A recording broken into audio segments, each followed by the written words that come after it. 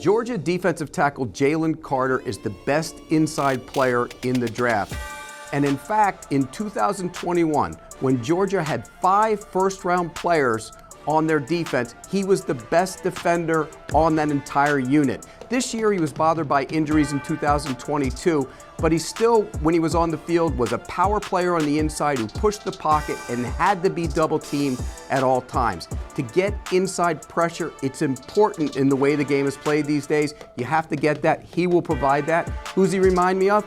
He's Quinnen Williams from the New York Jets, and we saw how well Quinnen Williams played in 2022. A pocket pusher who's good against the run. That's who JALEN Carter is.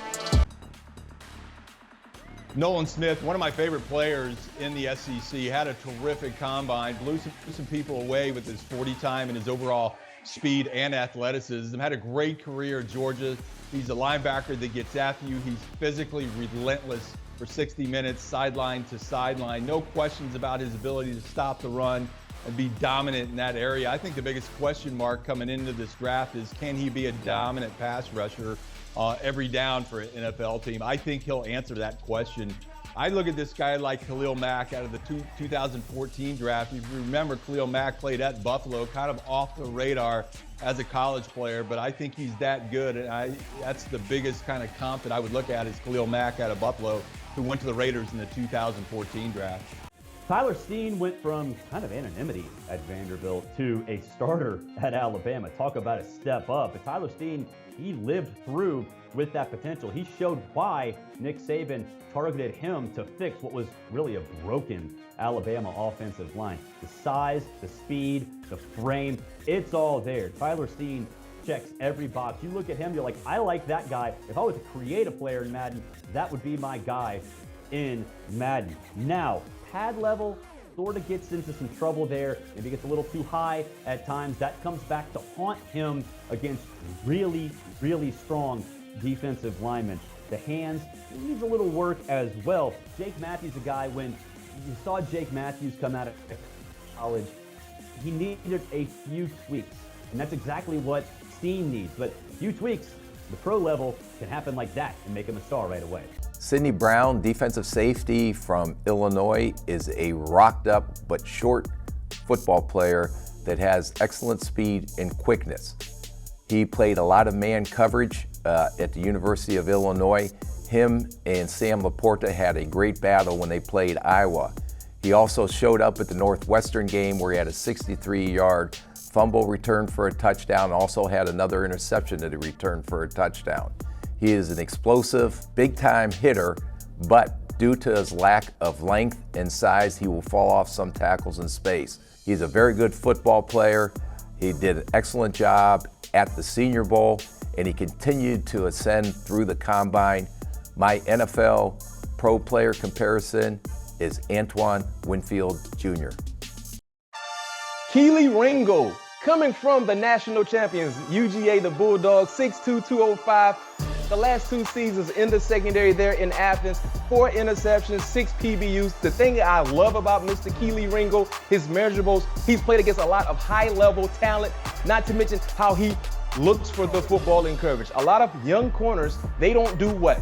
They don't look back for the ball. He becomes a wide receiver, understanding and knowing when that wide receiver is taking a deep shot, he turns into a wide receiver. Because of that, he's able to locate the football and come up with big-time turnovers. I see some safety potentially in his future at some point in time throughout his national football career, but I do believe early on he will be a high-level corner with the ability to be an interchangeable guy in the secondary. Reminds me a lot because of his measurables and his style of play of Chris McAllister, Super Bowl champion with the Baltimore Ravens.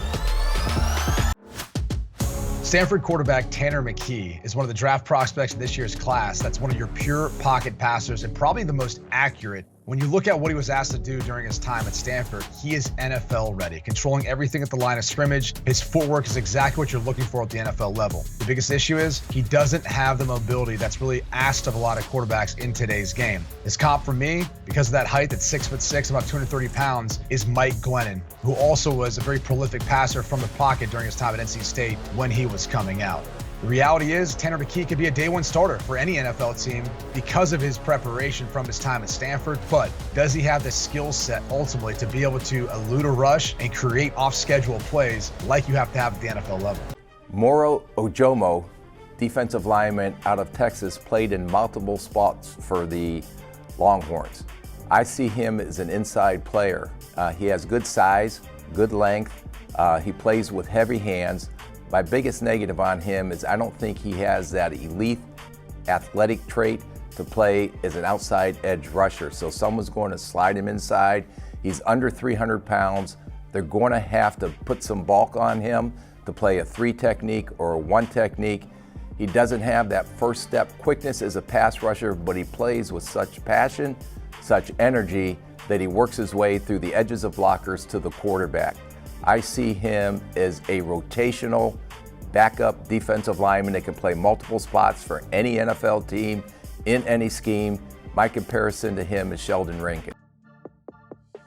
Former Alabama defensive back Eli Ricks, I think, is one of the most interesting players in this draft. The skill set is there. 6'2", $190, a prototypical defensive back, but he really doesn't have that playing time. Played a little bit of time at LSU, came to Alabama, was expecting to be a star, really didn't get into that rotation. However, the physical tools are there.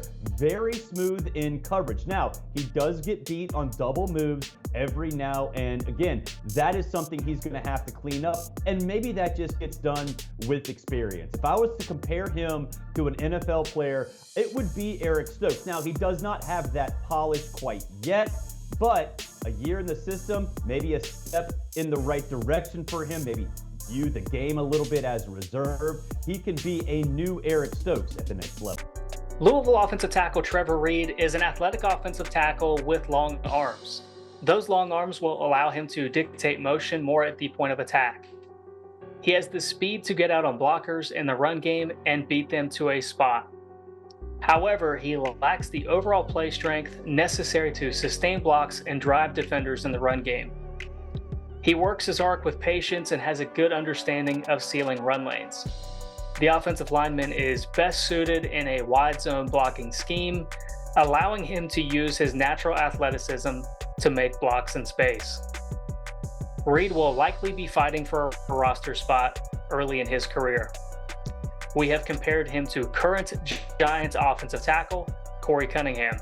Joseph NGATA was a 5-star prospect coming out of high school when he arrived at Clemson. Another in a series of big-bodied Cadillacs that the Tigers were recruiting at the wide receiver position at the time. 6'3", 220 pounds, a lot of production, and yes, the projection that he would eventually be a first-round pick. But it didn't all come together at Clemson. You know, this is a player who never really was able to make it work over the middle of the field, even some of the deep balls. He never really became elite in that area, but the physical tools are always there. And if you take the very best of Joseph NGATA all the way throughout his career, then he does in fact look like a first-round pick. However, NGATA still has it somewhere in him, and an NFL team will look at those physical traits. In terms of his body size, in terms of his projections, we've got him comped to Kenny Golladay, the former Giants and Lions wide receiver. So Joseph NGATA, former 5-star prospect, hoping to make good on that at the NFL.